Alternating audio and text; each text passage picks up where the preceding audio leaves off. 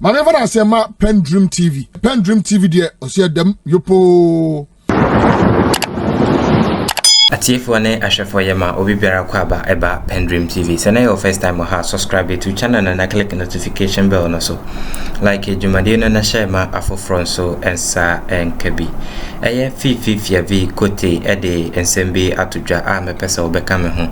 Na yakotie eye ensema Fiifi Kwetey ede atodwa.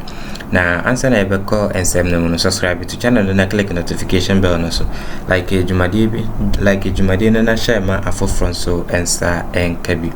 Say opese ye publish wadwentre anase unsem bia woka ana any reaction on any trending issues, send a voice note for number ya eda o screen so no ye be publish ama sign so ate wonka number near 0277128777 but see number na so be number near 0277128777 yentie ensema Fiifi Kwetey edituja.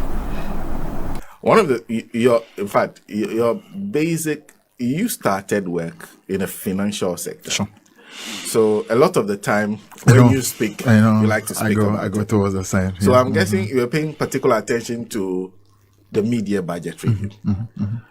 What was your impression when you listened? Especially because you are saying that the hole that is being left is huge. Absolutely. What were your impression from listening to that budget? Let's say it this way.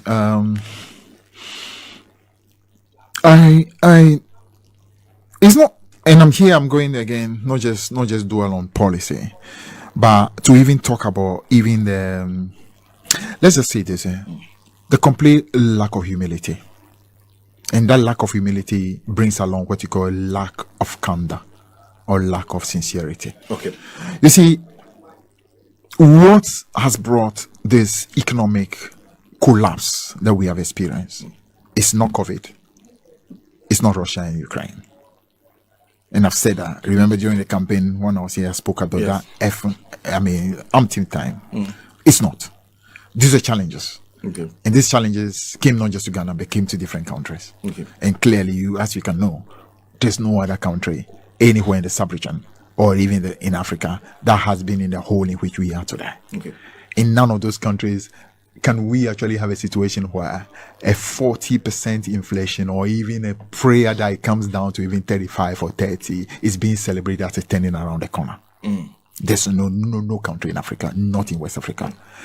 Now, the very fact that the group that supervised this collapse of our country still today has not had the humility to accept that it's true that there were challenges, but we want to raise our hand and own up to the fact that a lot of where we are today came because of our irresponsibility, our fiscal irresponsibility, our lack of love for nation that ensured that in spite of the huge resources that came into our hands, not even at the beginning of 2000, but came even in the latter part of 2000, from July going, meaning you have just about 6 months to go. The kind of resources that came into your hand during that COVID period, those resources were massive enough that if you had used them properly and not literally diffusing those resources into electioneering and come to leave a massive fiscal debt, a massive fiscal deficit for our country, we would not have begun the cycle that has taken us into the bottom, let's say the very down bottom where we are today. If you still do not have that humility, that courage to accept that you were responsible for taking us down that path, and in that media budget, you can see it's still the same desperation to spin, the same desperation to create impression that, you know what, we are good. Be celebrating because, you know what, we are turning the corner. Be celebrating because we are actually bringing inflation down. Be celebrating because we are hoping that the numbers will start looking good. It tells you that these people have still not learned.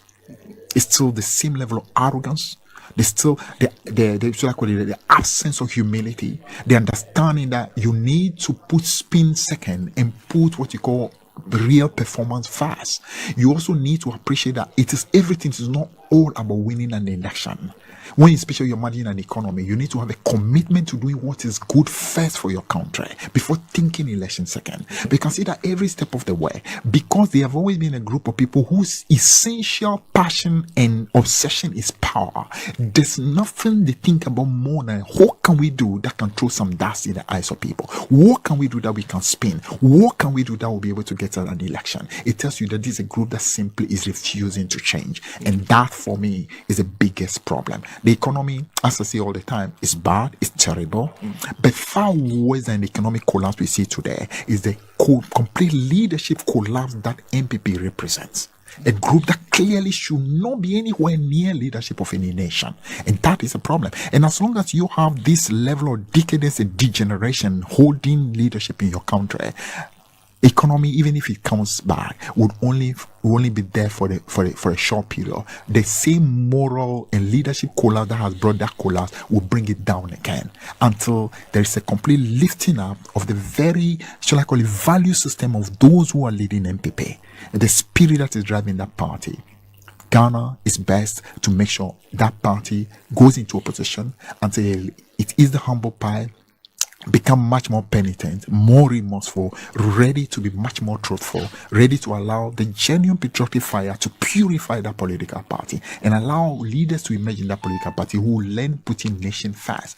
Leaders who are not expected to be perfect, just as we are not perfect in NEC. And so those deeper things happen in NPP, this economy will continue suffering under their hand. It doesn't mean that if you have perfect people, you will not go through economic difficulty. No, okay. Every country goes through some economic difficulty. But what it simply means that you are able to put together the kind of, shall I call it, leadership style, the kind of principles, the kind of values, and also the kind of competences and the what you call the collective knowledge that is needed to be able to resolve issues. Let me give you one typical scenario.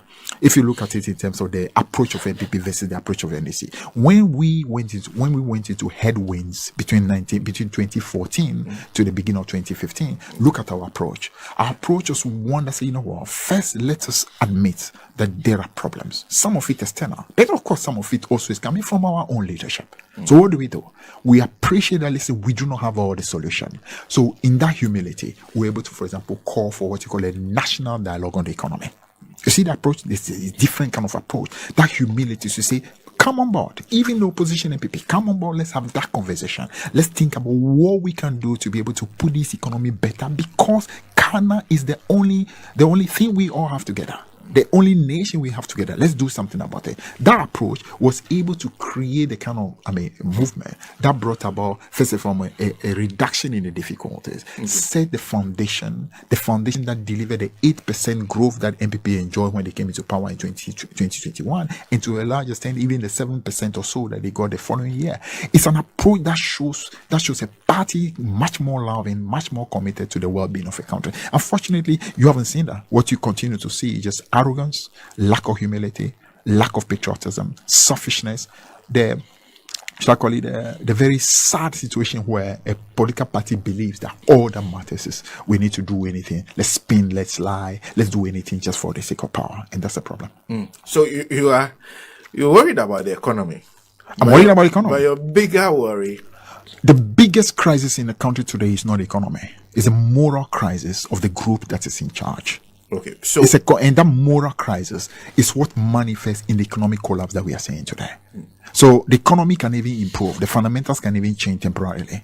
But until we take out of power this very decadent bunch who do not understand the vehicle of power, the vehicle that is in charge of a leadership of a country, must carry a certain credibility, a certain trustworthiness, a certain courage, a certain humility, a certain understanding that you need to always try to pull a nation together, humble enough to accept where you are going wrong, take responsibility, and provide a leadership that can be trusted.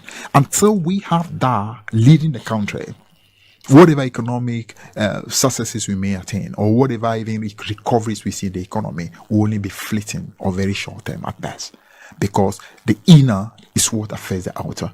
What is in the inner, shall I call it, situation of those who are in charge is so down, is so shall I call it, it's so odious, it's so low, that it will not be able to bring any sustainable transformation. You are clearly not impressed, but are they doing the things for you? Are they at least doing the things that are necessary to bring the economy close to back on track? Let's say it this way. By the very nature of the IMF program, even if you are the most, even if you are the most indisciplined, the less patriotic, the most reckless, you are forced to go through a certain discipline. So to that extent, the nation will have some good news. Because what exactly is the beginning of this whole problem? That's what I started by saying. The group simply was not loving enough for the nation to make sure even the necessary discipline that will ensure that there's economic stability remains. So if you start from the platform where you are lying to a country about what it is you want to, for example, achieve in terms of development, you lie to the country about the revenue of the country and tell people that, listen, I have the magic wand to be able to reduce taxation. I don't even need to borrow. At the same time, I'm able to accomplish all the things I'm promising to accomplish. 1 million in every constituency, one village, one dam, one district, one factory in every free school education. All the things that they promise. If you start on that premise, you naturally are going to sink the country, and that's really what has happened economically. You understand? So I'm saying that IMF would absolutely ensure that nonsense doesn't happen, because in IMF you are not going to spend what you don't have. So you want to spend on any of that, you must prove that you have the money you are generating. Now, if you don't generate the money, you will not be allowed to spend. So at least that helps the country keep that discipline. That helps the country gradually reach levels of stability. You understand? Of course, some of the support that the IMF is giving. For example, we just had, I think by the end of June or so, we got the tranche that came. And that also provides some kind of leeway. That helps, for example, the currency stability. That also gives investors generally an assurance that, okay, gradually things are becoming more stable. And therefore, okay, let's not give up completely on the country, which is important. You understand? So to that extent, the IMF program literally prevents a reckless regime from being as reckless as they have been over the last 7 years. So that helps the country, and that, to an extent, become a little of hope for the party NEC, I'm sure, taking over. But the whole day of dark is still massive. If you look at the debt, for example, the debt is massive. And the debt accumulated, as you remember, we left the country at the time where the total debt of about 120 billion. Look at the amount of debt they have accumulated over just this period. It's massive. It's huge. So dealing with that is going to still require a certain leadership that will bring everybody on board, get the best of ideas, also be much more candid, much more frank to the country, and let the country appreciate the difficulties, and therefore be able to let the country show the patience that is needed for some of the tough decisions that we have to take when we take power. So what is ahead is still going to be difficult, but at least what the IMF is going to give us now is at least a reduction in, let's call it this way, if the hole was going to be so much big, IMF is ensuring that at least it's a relatively less deeper hole than you come and feel, but it's going to still be a big hole. And I don't know if President Mahama, that we believe is going to be the next president of the country, because he's going to have to do a lot of heavy lifting again when it comes. Well, then let me take you to the Bank of Ghana. Okay. Have you seen the financial statement? I wouldn't say I've been fully privy to everything. I can understand. In the position I am now, I'm not always able to be abreast of every single thing like it used to be the case. But I think generally fair ideas, but not so many, not so many details. Yeah. What do you think? Because there are those who are not only talking about the kind of expenditures that have been done, the nature of it. Bank of Ghana eventually printing money and dashing it to government, trying to the bank is sacrificing itself for the government, and then their own expenditures at the back door. And then there are those who are also then talking about the manner in which they've been handling the matter of inflation, increasing policy rates, and a general misunderstanding of the economic situation. What do you think of the Bank of Ghana as we have it currently? Let me tell you this way. What I see is it's not just limited to Bank of Ghana. Okay. It's generally what is happening to many institutions under the NPP, where Instead of encouraging leadership of institutions to always remember they have to place the well-being of the state first, a lot of the leaders of these institutions are almost now becoming like just what you call tools that have to be used by the ruling party. So somehow they are not appreciating that I'm not just here under a ruling party, I'm also here for a nation. So my number one job is ensure that the state's well-being is secured. So when you have a situation, for example, electoral commission is now being led by people who effectively are much more willing to be pliant tools of a ruling party. If you have that same situation, occurring now in the central bank, we're appreciating that your responsibility number one is to ensure the well-being of the finances of the country. So that's why you have even been empowered to actually show some independence, the capacity to say, this is the limit, we cannot do beyond that. And we had that when we were in office. Even though they were by the very nature of a central bank collaborate very closely with the Ministry of Finance. When I was at the Ministry of Finance, there were moments where the leadership of the central bank would simply say, to this level and not more. You draw a certain line to this level and not more.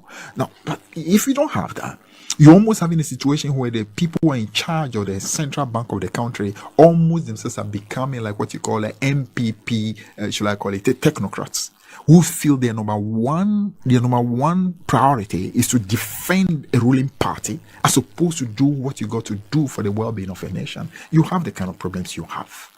You understand? It's like you are sacrificing your professional integrity. Your ethics as a professional simply because you want to make the ruling party happier. That becomes a problem.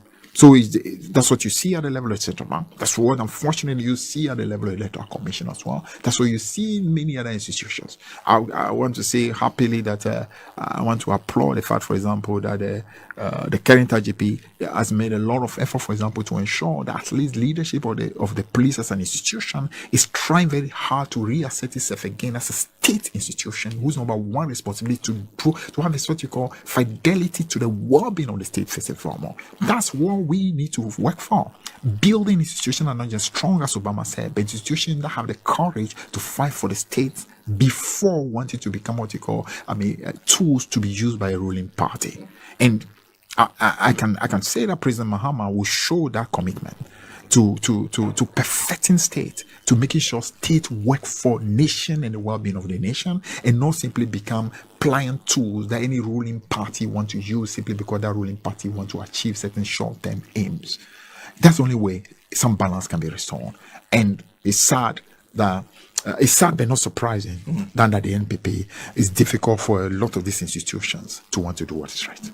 Congress was coming, there was so little time, and we needed to literally cross the length and breadth of the country. So it was quite very, very challenging, very physically draining, And of course, I'm sure for most people who actually will watch me at the time, that you really took a toll. Because, yes. It was very draining, very, very draining. But we are grateful to God for journey mercies, and they were able to go the length and breadth of the country. It's quite well. I would say generally you saw a nation. I would say generally that physical infrastructure was a big challenge. You could notice that as you travel across the length and breadth of the country. There's clearly a lot to still be done. Obviously, from what I see, it's pretty obvious that much as we had not accomplished all that we wanted even before, by and large, I'm sure if the levels to which we had gone earlier had been continued over the last, should I say, 7-8 years, we should have had a lot more achieved over the period. Okay. In terms of meeting all the delegates, so it's a great pleasure meeting them. Picking up their concerns, appreciating the issues that are dear to them. The love for the party was everywhere you pass. You could see genuine, deep love for the party, which is good to know. Of course, they express their frustrations, their difficulties, their hopes, generally about the state of the country, the way our friends in government are managing things. Naturally, you could see a lot of, shall I call it, serious concerns about how things had gone. And of course, they need the hope that something must change quickly. And they generally putting their hopes in what NDC as a party could do, and the hope that a new leadership will come that will be able to like galvanize all of them in order for us to work very hard to win power, not just for the sake of NDC, but also for the sake of this country, because the way things have gone is basically just gone south, downhill, and something must give. So I think I'll pick that sentiment, traveling across and meeting all the delegates. So it's just a beautiful experience, having time, listening to them. Because it was much more listening as it was talking as well. Okay. I mean, people think campaigning is just about you going to talk, but often you want to listen. You want to, because it's quite a lot of wisdom you pick up as you listen to our ordinary people. And you're listening from different perspectives. You know also the different things that are happening in different constituencies, what the issues are. It helps you generally to be able to be in a position to formulate answers and solutions, and also drive the party, knowing the different places and the issues that are concerned, and be able to draw the wisdom from different parts. I mean, in order to be a good leader. So I would say great experience. Have you still been able to figure out why, of the 3 people that were put up, they chose you? I know you have a lot of faith in your own capacity, but there must be something that convinced them. Have you still been?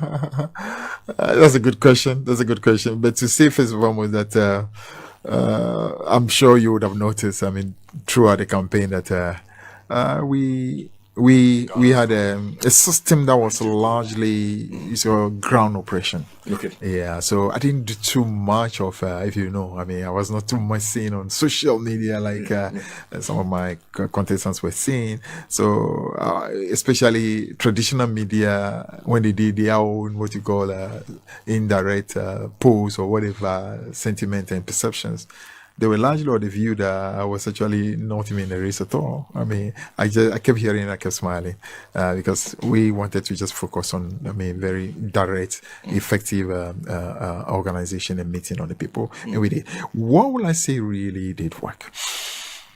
First and foremost, I think you must appreciate that in this party, just as generally in politics, people look at track record. Okay. Yeah, people look at track record. So I think track record was very important. Okay. I've had the privilege of having served in the party, and I think people remember very fondly roles that I played in the past in terms of helping the party. So I think that clearly was there.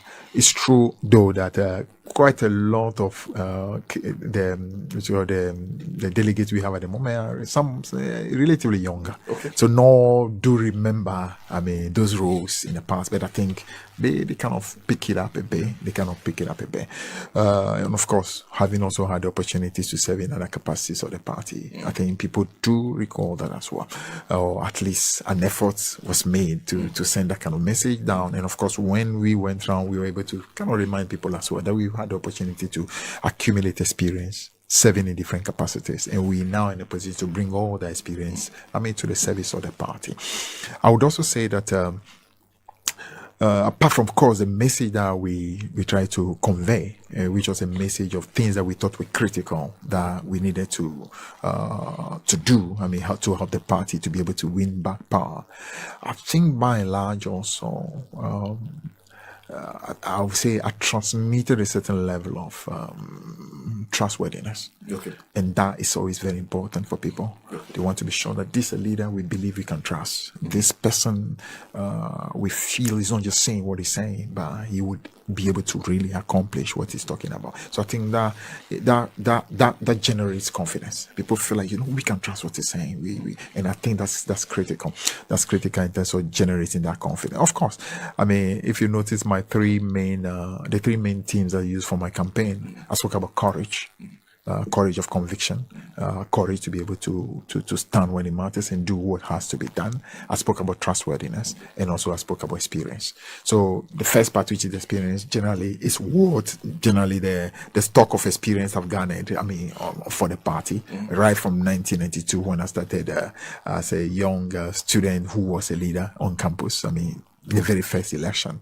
And of course, different experiences I've had, should I call it, actively engaging on the media, starting as a caller into radio stations. I mean, I would say back from 1998, and then gradually into helping the party, media in particular, appearing on various programs, speaking on behalf of the party. Then, of course, I mean, becoming like the spokesperson for Jerry Rawlings for the other period, eventually becoming the propaganda secretary of the party, also helping the party's, should I call it, newspaper and ability to communicate and all that. And of course, opportunity I was given to serve in that capacity as a one in charge of communication of the party, and how it helped the party to win power. So all the experience we conveyed well.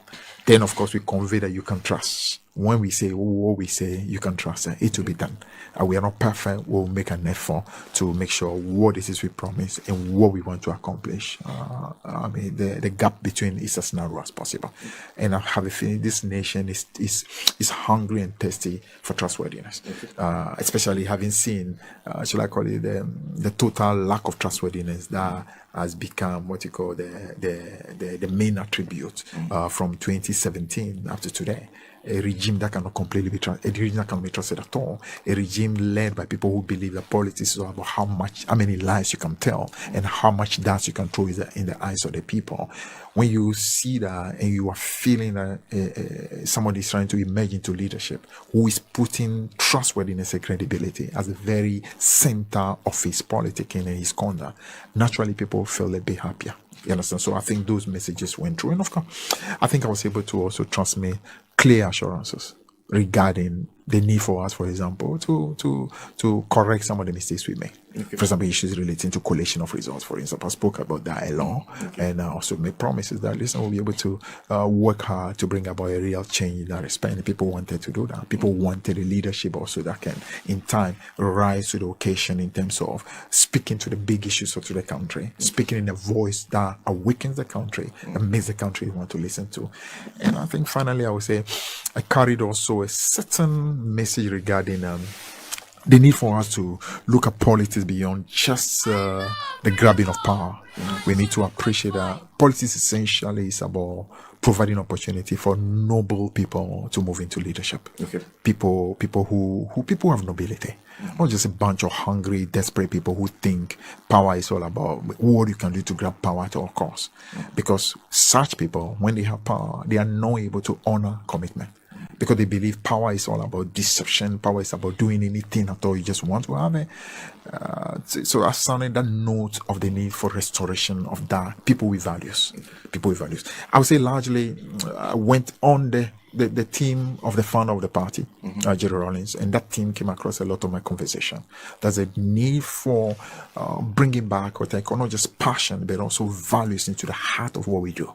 I mean, to be people who sound truthful as much as possible, people who sound authentic, people who sound passionate, full of fire for the country, for the party, people who are selfless, who want to have things done well, and the need for discipline for the party, in the party generally, putting the party first before the individual. I would say by and large, those messages, I would say, resonated, and that led to what I consider to be a very handsome, beautiful victory. And I'm grateful to the delegate across for reposing that confidence in me. And I'll come back to the issue of passion you talked about. But before I do that, now you've won. Your general secretary has been about this is your seven months. This is your 7th month. I would say, and 7 months just ended. You are entering this is your 8th month. You are in your 8th month. So far, was it what you anticipated? Yes, and more. More? Yeah, yes, and more. Yes, and more. Exactly what I anticipated and more. I would say, first and foremost, I need to, apart from, of course, being grateful to all the people who made it possible, I also need largely to pay tribute to, the Council of Elders of the party, who clearly have been there in terms of providing broad help. The flag bearer of the party, who even before he became flag bearer, having been former president, former flag bearer, I mean, kind of helping you to really settle gradually into your role, and different other, I mean, previous executives whose wisdom and counsel we constantly lean on in order to be able to find a way to go. I would say stepping in has also been relatively nice, because with me as a chairman who has been in the same position I'm in now for at least 17 years, and that does help. It helps because you are able, virtually on a day to day, to bounce this off.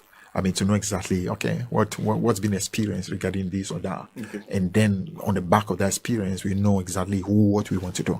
Because naturally, I bring my own blueprint to everything I do. Mm-hmm. But also I'm smart enough to appreciate that you need to understand what the old has been in order to be able to know how to move from that, or how to improve it. So that broad and very close, harmonious relationship has existed. Okay. I do know that some people tend to believe that two personalities that tend to be strong, possibly cannot coexist, but no, you can. Once you appreciate basically your strength, your limitations, you understand the experiences that have been garnered, and you are secure enough to appreciate that, listen, you can still get it done, even when you have a personality that is supposed to be so experienced and so towering. Okay. So I would say it's been a beautiful relationship. Okay. I would also be grateful for, other executives that have come on board, some of the old and some the new. So we've tried generally to build a certain should I call it harmonious relationship. It's never perfect all the time, but you can see clearly we are trying to build a team that will be more united, that will understand the broad vision that we want to follow. Essentially, I will tell you, the main theme we've tried to bring through is a need for discipline. Okay. It's a need for discipline. It's like an army. Without discipline, you are going to be in some difficulty. Okay. So that is a theme we've tried to, let's say, transmit through, not just at the level of the very top level of executive, but try to send that through every structure of the party, subnational, through every structure, all the way to the branches. Discipline. What is at stake is a big war, a war for the salvation of the country. It means we have we have no excuse but to make sure we are ready to be able to wage that war on behalf of Ghana and be able to win that war. As I've said all the time, NPP represent a plague as far as this country is concerned, sadly. There's supposed to be a vehicle that will be a competing vehicle that will say, listen, it's a competition to see whether this pathway or this alternative is a better alternative or the other. Normally, that's how it's supposed to be. Unfortunately, what we have now is not a competition between two alternatives that are all trying, to help the country. Sadly, what's become is that one vehicle has become a vehicle of darkness. Sadly, so it doesn't mean everyone in that vehicle is wrong, but by and large, the animating spirit in that vehicle is one of selfishness, one that puts nations second, one that puts individuals first, and even not just individuals, a few individuals first. Their friends, their acolytes, their accomplices, their collaborators. Basically, that's what it has become. So if you have that situation when a vehicle is getting increasingly more selfish and more dark, it means that we owe a responsibility as a party to ensure that even though we are not perfect, our systems are ready. Our discipline is strong in order for us to be able to wage this war I'm talking about. So we try to transmit that discipline to go through. Getting the message. Of course, if you love a party, and also if you truly want to win the war, you may not always be comfortable with everything being said, but by and large, you do appreciate that if we have to win, there's a need for discipline. And discipline means, essentially, if you ask me, essentially means putting yourself second and putting the interest of the group first. Really, that's what it is. For example, we talk about people are not being disciplined on the road. It's simply because they put their interest first and put the community or the well-being of everybody second. That's why they are in discipline. So the party is simply, we're asking the party, always remember to put the NDC first. If you can put the NDC, I'm talking here about party. If I'm talking broader, I will be saying even NDC should always understand that the aim of NDC is to be able to put the country first. But for the individual, as a member of party, you put yourself, second and put the party first. And then the party itself is putting itself second and putting the nation first. If we operate that way, discipline naturally becomes the order of the day. We are able to know what we want. We are able to receive good feedback because we know this feedback is coming from people who genuinely want the good for the party. Then we are all on one page. We are able to prosecute this battle, this important war, for the sake of our country, because we simply cannot afford to lose that war, because it's not just NDC that is going to lose. Ghana is going to lose, because the very future of this country is at stake, because of what I would call the extremely selfish nature of the group that is in charge. The fact that it simply believes that you have to use lies. It's all about selfishness. It's all about deceiving people. It's almost like becoming a system that's not allowing for true nobility to take leadership. It's about the more ignoble you are, the more leadership should be committed to you. And a nation that is built on such is a nation that is going down. And you can see the soul of this country is down. I mean, it's like a nation that's going to be increasingly filled with decadence because of the moral decay of those who are in charge. Sadly, and I say all the time, I'm not expecting perfect human beings to be in charge of no country in the world has perfect people, but you must at least have a certain perfection in your passion for your nation, and I don't see that. I don't see that in Nana Akufo-Addo. In fact, it's much worse in Bawumia and quite their collaborators.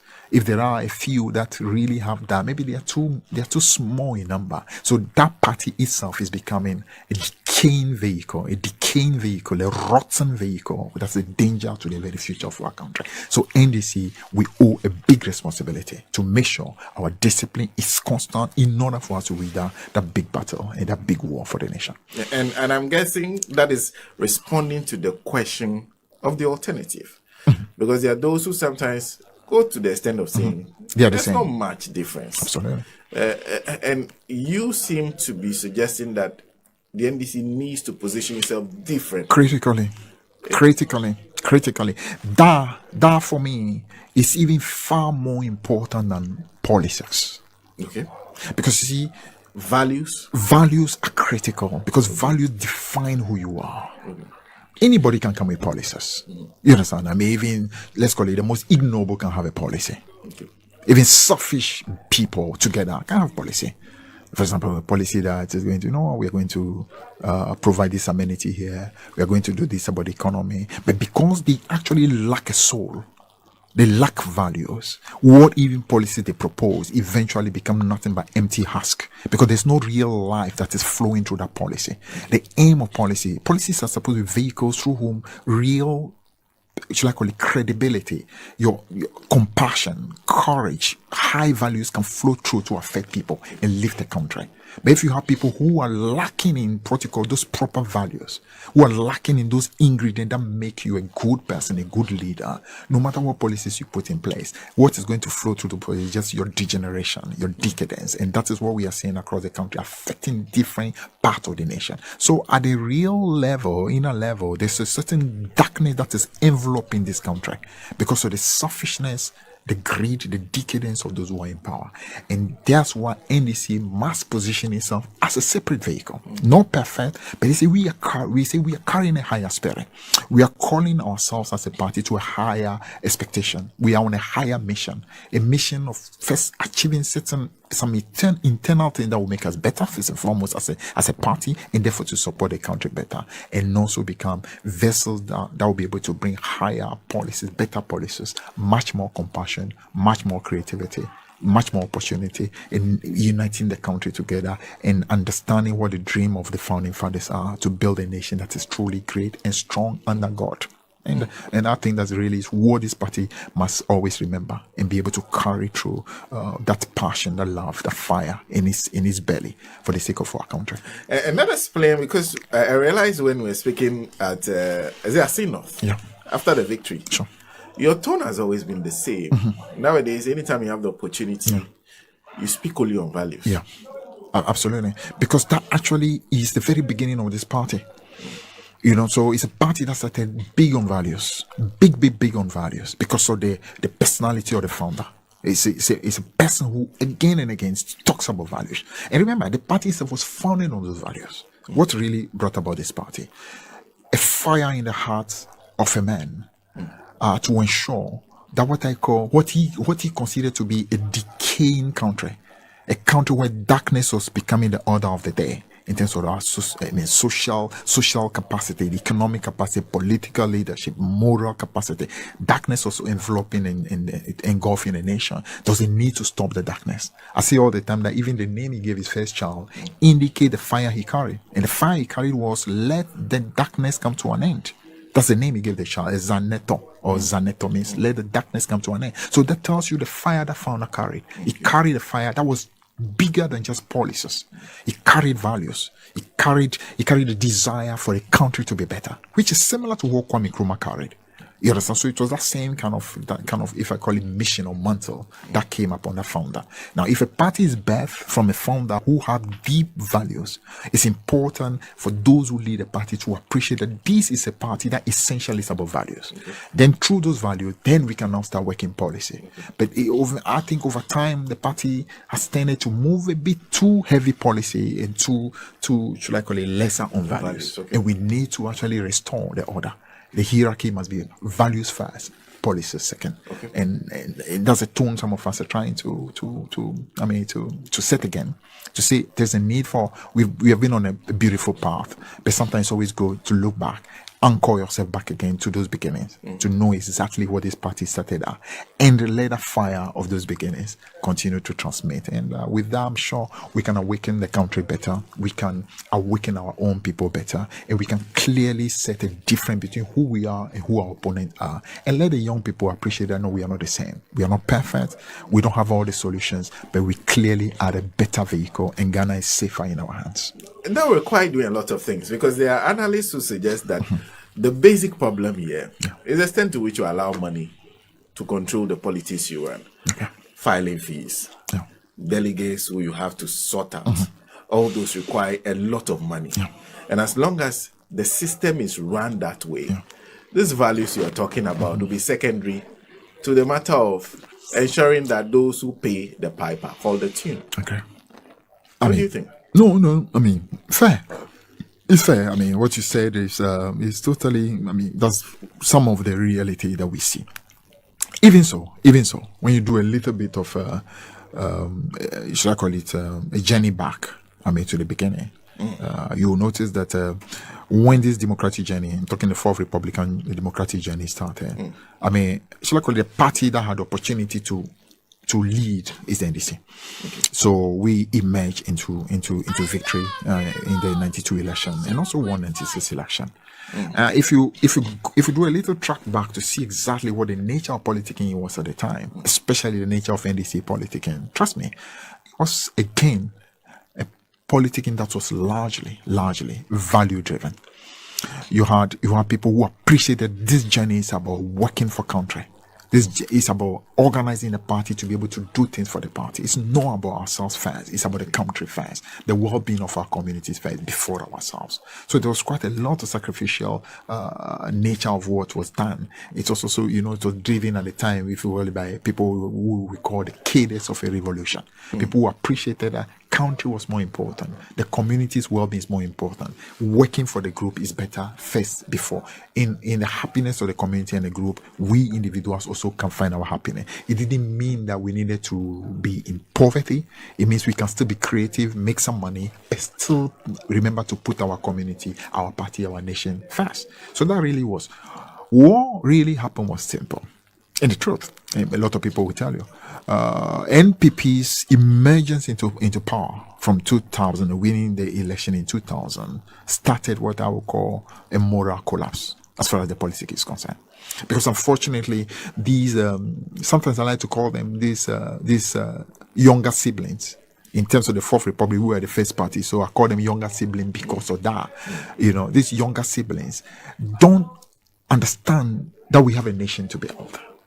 Their number one obsession always is that we have power to grab, and whatever we have to do to grab power, we got to do. That means some amount of godlessness. It means some amount of what I call, shall I call it, reduce use of conscience in the politicking. Whatever. If you have to do a moral, we have to decay the country morally to achieve what we want, we will. For example, let me give you a typical example. As they came into power, the first time, people clearly do say that the second emergence of the NPP is far worse than the first. I agree. The first was bad. The second is absolutely a disaster. I'm talking about. So what you used to fight as propaganda was a better thing than what we have now. That regime was better than this compared to this one. So that tells you the extent of the darkness of this one. This one is what you call how will I call it, outer darkness, if you can call it that way. That one was dark, but this is outer darkness. This is gross darkness. It tells you again about should I call it, meaning, of course, a lot of people eulogize President Kufuor and all. I still believe that there are quite a lot of problems. And that's where I was heading. There's quite a lot of problems. Because essentially, the main spirit of the NPP, even then, was the only way NPP can do well is to destroy the NDC. Okay. So even in the time of Kufuor, that really was a plan. In fact, they expressed it. It came out through JHMS at the time. We said, by the time we are through with the fast track prosecution of the NDC officials, that party will cease to exist. It tells you that is essentially their motivation. We must destroy our opponent. That's the only way we can thrive. Now, any group that has that mentality is a group that is, should I call it, a primitive. It's a group that is too self-centered. It's a group that is not thinking about the well-being of a nation. Because competition is nothing hateful. Competition brings the best out of us. So throughout the period of the NDC in power in 8 years, we did not go out to try to destroy the NPP. What we tried to simply do, we wanted to win the heart of Ghana.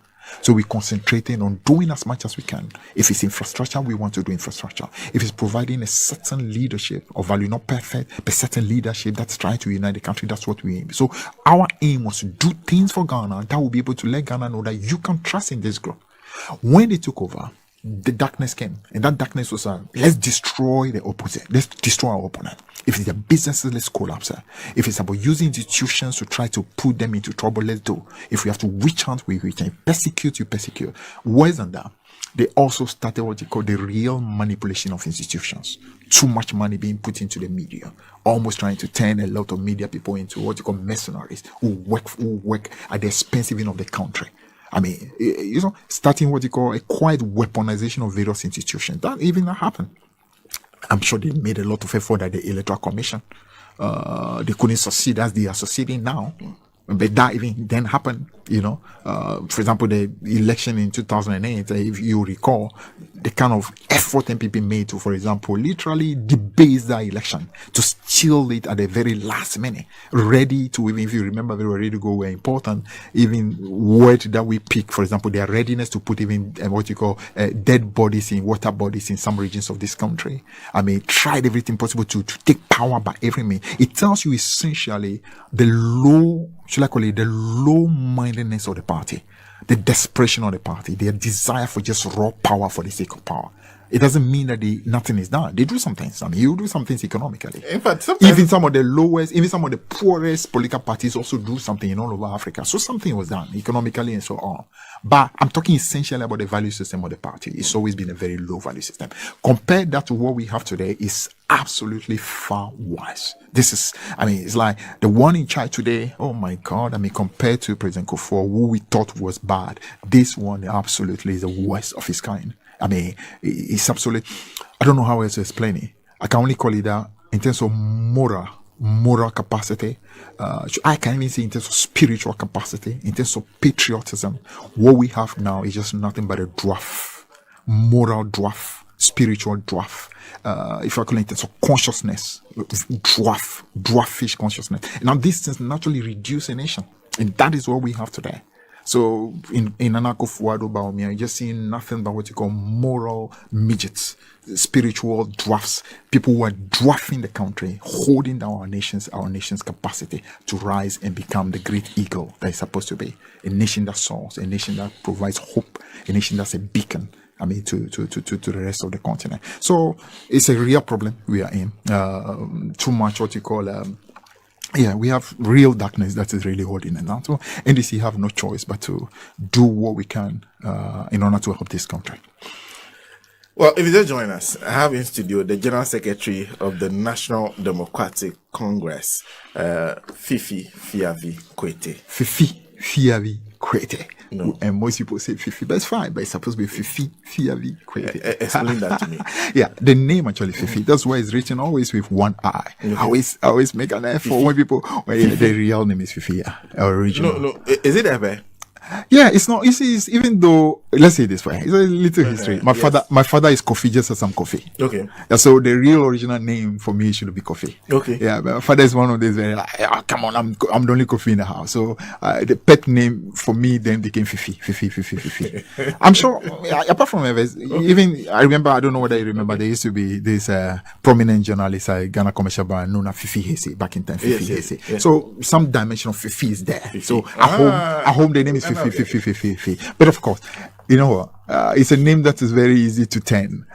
When of course the fancies say Fiifi, so naturally when you say Fiifi, people invariably turn it to Fiifi. When I started radio initially, anytime I call Radio Universe was the one. I mention what's your name? I say Fiifi. They don't say, oh, okay, Fiifi. Then the next one, Fiifi. So eventually I give up.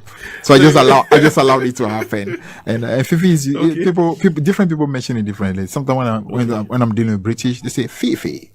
When I'm dealing with French, they say Fiifi. When I'm dealing with fancies and generally they will say Fiifi, and Evers will say Fiifi. So it's okay. Yeah, whichever variation of it is fine. Fiifi, that's better. That's better. Dedi kama mamena Pendream TV ase. Na so far so good. Say open online portal e wo Ghana. Nipa share, nipa follow, nipa comment here. To my best of knowledge, without any biases, Pendream TV.